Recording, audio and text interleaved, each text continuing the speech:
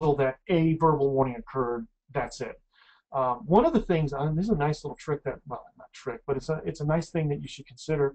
When you give warnings, particularly written warnings, and I've had a lot of success with this in hearings, is put a place in there for employee comments.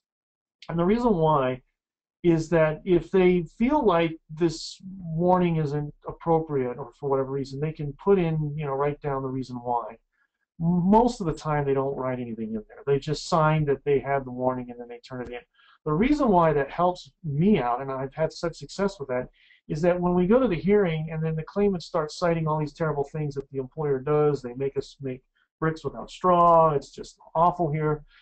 What I do in cross-examination is I pull that document up and I say, well, listen, Joe, you got written on this date, and all these things that you're citing in the hearing, you didn't mention any of this. I mean, how is it, mysteriously you're mentioning this, all these terrible things? Why didn't you mention it then? And then they kind of, dribble off into something. But one of the things that I've noticed that has been very helpful is that little section there about employee comments. Obviously, the risk is somebody may actually say something and write the reason why they're in there. I don't think it's a risk. I think most employers want to have a good working environment. Maybe there's some information that the worker's providing that can help them manage their personnel better. So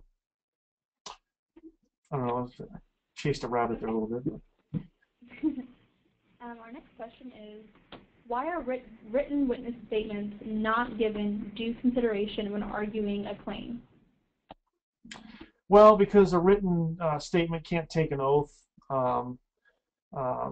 They can't. There's other information. Maybe the written statement alludes to the reasons for the separation, but it doesn't exactly give information that would help the hearing officer look at it with a little bit better scrutiny. An example would be you have a customer who hears, in the background, where goes to buy something and they hear cussing going on, and they complain to the manager, hey, I heard your salesman using foul language.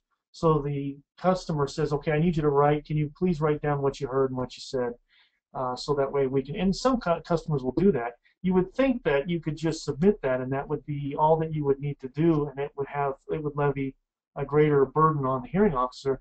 But the hearing officers don't work that way. They want to be able to cross-examine the statement. If they had it their way, they'd want to bring the customer into the proceeding and say, did it seem like maybe that somebody else may have said it? Because the claimant might say, well, it wasn't me who said it. It was the guy next to me who said it.